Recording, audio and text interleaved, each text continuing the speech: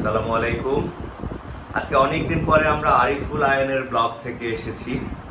Ariful ion আজকে নতুন একটা জিনিস দর্শকদের জন্য তৈরি করবে, যেটা হচ্ছে কোরবানির গরুর রেসিপি, বিফ স্টেক। প্রথমবারের মতো আরিফুল আয়ান তার ব্লগে খাবারের রেসিপি নিয়ে আসতেছে। আপনারা জানেন তার আগে সে বিভিন্ন ট্রাভেল ব্লগ করেছে। আজকে সে ফুড লাভার হয়ে গিয়েছে। তো বেশি কথা না বলে আমরা মূল ব্লগে চলে যাব। তার আগে আপনারা সবাই আরিফুল আয়নের চ্যানেলকে সাবস্ক্রাইব করবেন, বেল বাটনে চাপ দিবেন, লাইক কমেন্টসে থাকবেন, যাতে আরিফুল আয়ন উৎসাহ বোধ করে।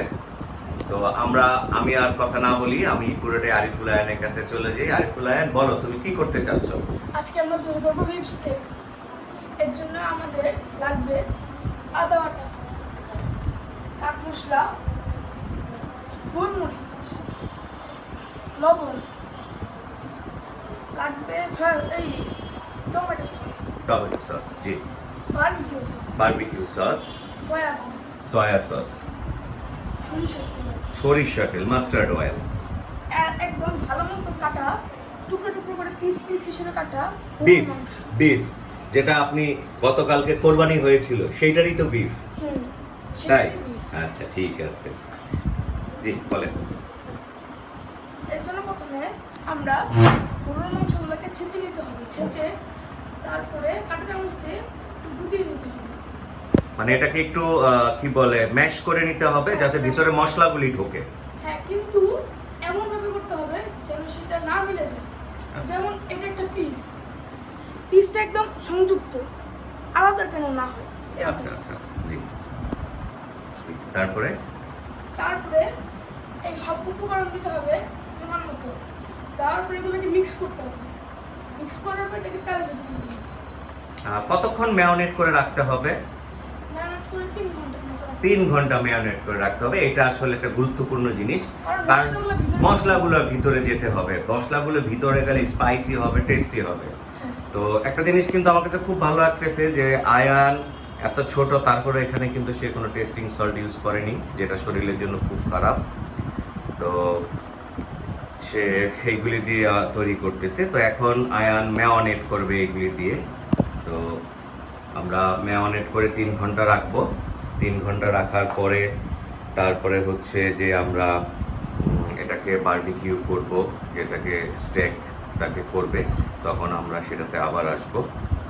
তো আমরা এটাকে 3 ঘন্টার জন্য এখন বারবিকিউ কি বলে এটাকে, একসাথে সমস্ত মশলা গ্রেডিংস উপকরণ দিয়ে 3 মিনিট ম্যারিনেট করে রেখে দিব। তারপরে আমরা পরের সেকেন্ড স্টেজে রান্না করার জন্য আসবো। জি, ধন্যবাদ। আমরা খুব শীঘ্রই আবার যখন এটা তৈরি হবে তখন আরিফুল আয়ান চলে আসবে। সো ভিউয়ার্স, আমরা এখন চলে এসেছি মাংসটাকে কিভাবে ম্যারিনেট করতে হবে, কি কি উপাদান দিয়ে, সেইটা এখন আরিফুল আয়ান আপনাদের দেখাবে। তো আয়ান, তুমি শুরু করো, আমরা দেখি। এখানে সকল উপাদানের মধ্যে প্রথমে আমরা নেব গোলমরিচ। গোলমরিচ, জি। এটা নিতে হবে 1 চা চামচ। আর সতর্কতা স্বরূপ, যখন ফ্যান চলবে তখন এটা না দিলে ভালো, কারণ তখন এটা চোখে পড়ে যেতে পারে, এটা একটা মরিচ টাইপের, জি।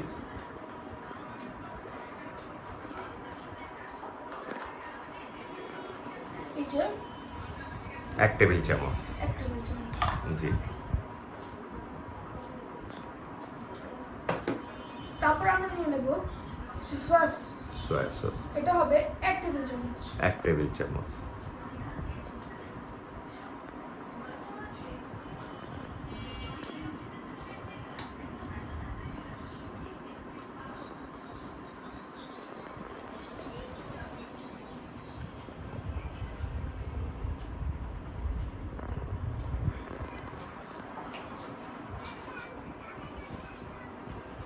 সয়া সস তারপর 1 আমরা নেব টেবিল চামচ। Barbecue sauce. বারবিকিউ সস, জি, যেটা আসলে বারবিকিউর জন্য বারবিকিউ সস অবশ্যই লাগবে। এইটা ছাড়া বারবিকিউ হবে না।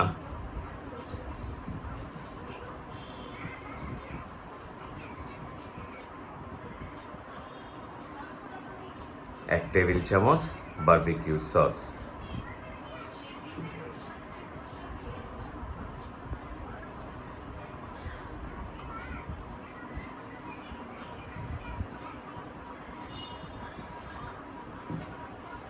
আমরা নেব tomato sauce. Tomato sauce, tomato ketchup. এটাও কি 1 টেবিল চামচ? হ্যাঁ, এটা একটা চামচ হবে। আচ্ছা।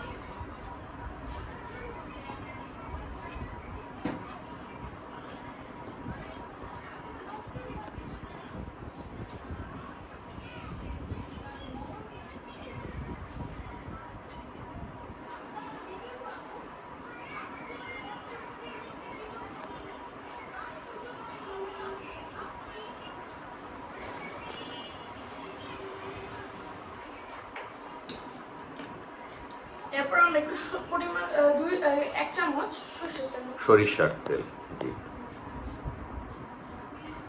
অলমোস্ট সবকিছুই তো তাহলে 1 চামচ করে হচ্ছে? না, শুধু লবণটা হবে পরিমাণ মতো। আচ্ছা আচ্ছা। আর মাংসের পরিমাণ হিসেবে সব জিনিসপত্র নেওয়া উচিত। ভিউয়ার্স, আপনারা খেয়াল করেছেন আয়ানের কথাটা যে মাংসের পরিমাণের উপরেই সব জিনিস হবে। মাংসের পরিমাণ যদি কম বেশি হয়, উপাদান কম বেশি হবে, লবণ পরিমাণ মতো হবে সবসময়ই।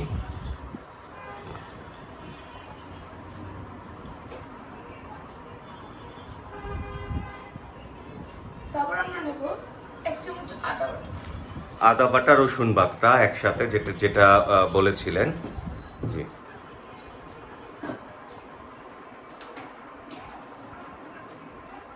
সব একত্রিত, তাই একবারে নেওয়া হচ্ছে। আচ্ছা আচ্ছা।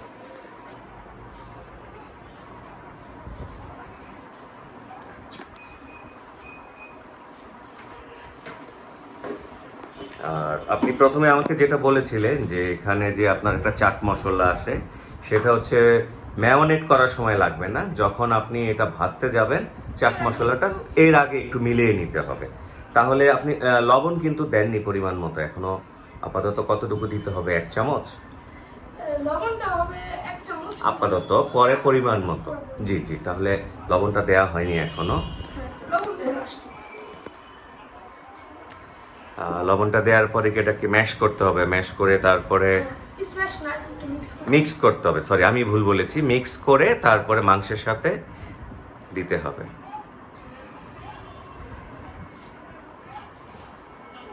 লবণ হচ্ছে পরিমাণ মতো আপনি দিবেন, মাংসের সাথে যতটুকু প্রয়োজন হয়। তারপর এই যে এটা হাত দিয়ে মেলানো ভালো, কারণ যদি আমরা চামচে করে চামচে বেশ সেপারেট লেগেছে, কিন্তু হাতে করলে হাতেতে এটাও করতে হবে, জি যে কারণে হাতটা সেই সাথে পরিষ্কার হয়ে যায়।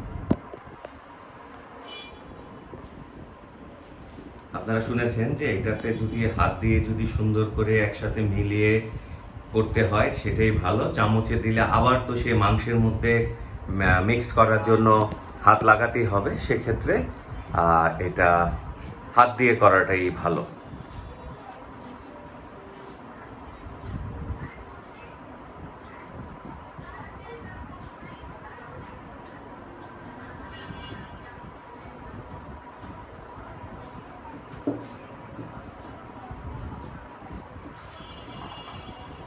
এখন আমরা মাংসের সাথে মিশিয়ে নেব। সসের এটা একটু সরিয়ে নিন, ওকে। জি, আপনার কাজ করতে সুবিধা হবে। ভিউয়ার্স, আপনারা দেখতেছেন যে আরিফুল আয়ান যেই মশলাগুলি এতক্ষণ ধরে তৈরি করেছিল সেটা এখন উনি মাংসের মধ্যে মিক্সড করে দিচ্ছে ম্যারিনেট করার জন্য।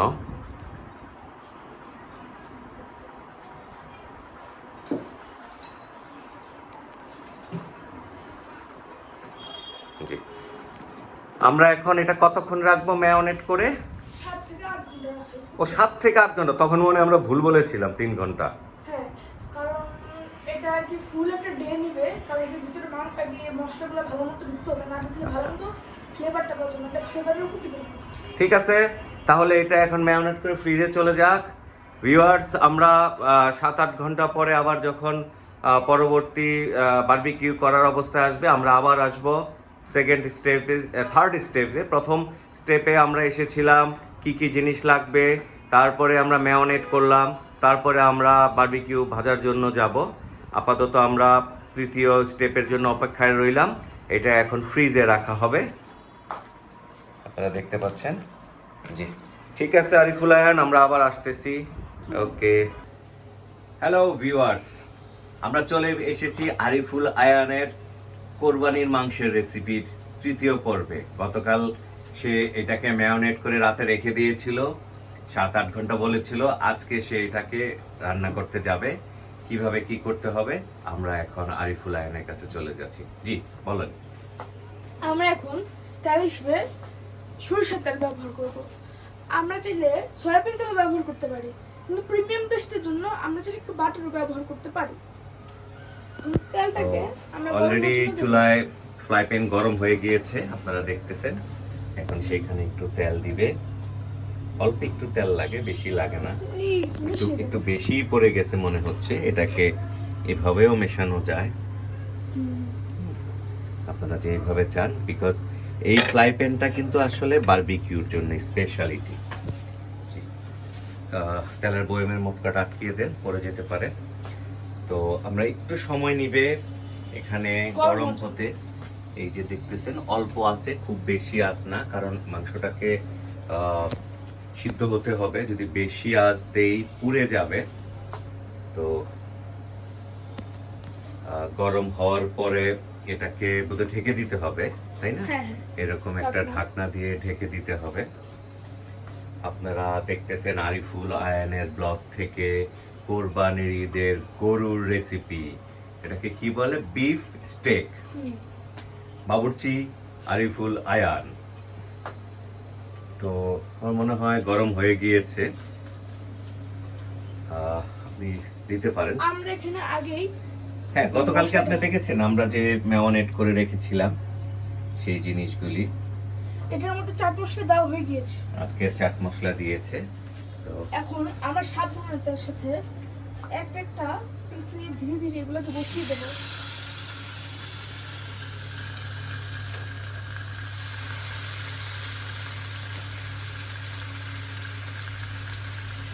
বেশ বড় বড় সাইজ, ম্যারিনেটের পরে কিন্তু বেশ বড় সাইজ হয়েছে।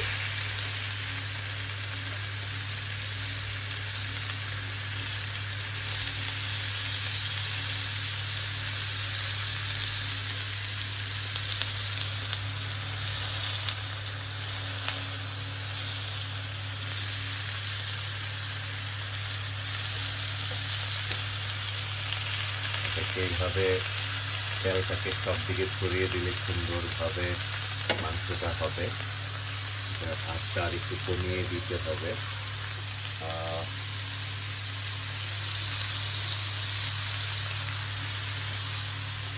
এখন মনে হয় ঢেকে দিতে হবে, কি বলেন আপনি? হ্যাঁ, এখন ওই 1 মিনিট অথবা 2 মিনিটের জন্য, 2 মিনিট হলে ভালো হয়, যদি কম আঁচ হয়।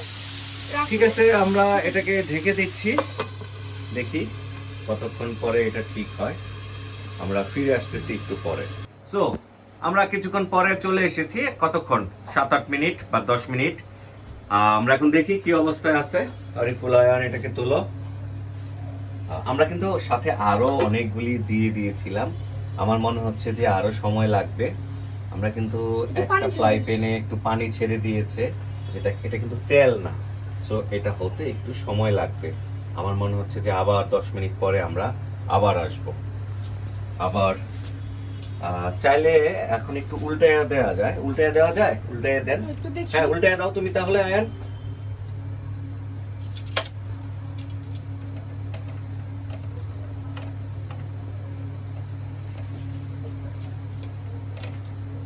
এইভাবে উল্টায়া দেওয়ার পরে আমরা আবার 20 মিনিট পরে, সরি 10 মিনিট পরে আমরা আবার আসব। সো ভিউয়ার্স, আবার 10 মিনিট পরে আমরা এসেছি। কি অবস্থা আমরা একটু দেখি বারবিকিউর। ওয়াও, দেখেন অনেকখানি কিন্তু হয়ে এসেছে কালার। তবে আপনাদের জানার জন্য একটু বলি, আমরা কিন্তু এর মাঝখানে একবার উল্টিয়ে দিয়েছিলাম, এই যে এইভাবে। কারণ আমরা উল্টানোটা বেশিক্ষণ দেখাচ্ছি না, এটা সময় সাপেক্ষ, আপনারা ধৈর্য হারা হয়ে যাবেন। তো আমরা উল্টে দিচ্ছি, আবার 10 মিনিট পরে আমরা আসবো। আয়ান এটাকে আবার পুরোটাকে উল্টে দিচ্ছে। ঠিক আছে আয়ান, তুমি করো, আমরা আবার 10 মিনিট পরে আসবো। ভিউয়ার্স, আমরা চলে এসেছি 10 মিনিট পরে। কি অবস্থা আয়ান? এখন উল্টিয়ে নামিয়ে ফেলতে হবে। হয়ে গেছে? হ্যাঁ হ্যাঁ। ওয়াও, আমরা একটু দেখি আগে, হাতটা একটু সরাও। আপনারা দেখতেছেন barbecue chicken, sorry mutton steak. Beef beef ও সরি, বিফ ভুলেই গেছি আসলে। মুখ দিয়ে না খাওয়ার লোভে মুখটা ভারী হয়ে গেছে, জল এসে পড়েছে। এখন বিফ স্টেক, আমি মাটন চিকেন কত কিছু যে বললাম। Yummy yummy. ওকে ভিউয়ার্স, এখন এটাকে উল্টিয়ে আয়ন নামায় ফেলবে, আমরা দেখতেছি। প্লেট রেডি করতেছে, নামানো হচ্ছে, আপনারা দেখতেছেন। হয়ে গিয়েছে আমাদের বিফ স্টেক। এটা হালকা বার্ন হলেও সমস্যা নেই। যে যেভাবে খায়, একটু বার্ন হলে একটু ড্রাই হয়ে যাবে, এখন একটু জুসি জুসি আছে। সো রেডি আমাদের বিফ স্টেক। আমাদের স্টেকটা এখন রেডি হয়ে গেছে। এই যে আমাদের স্টেক, এখানে আমি একটু মেয়োনিজ আর টমেটো সস দিয়ে মিলিয়ে নিয়েছি। এই যে অনেকটা একজন জাজ হয়েছে, এবার ও টেস্ট করবে। ওকে একটু সস দিই।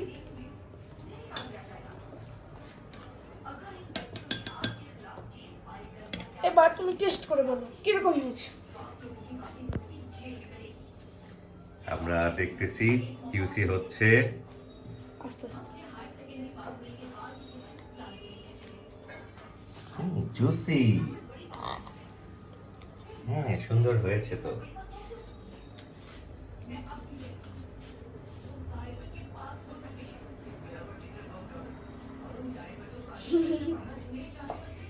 মাঝখান দিয়ে একটু শক্ত হয়ে গেছে, হ্যাঁ ওখানে একটা আঁশের মতো আছে, এই জন্য একটু ঠিক শুধু হয়ে বার্ন যাবে। হয়ে গেছিল তাই।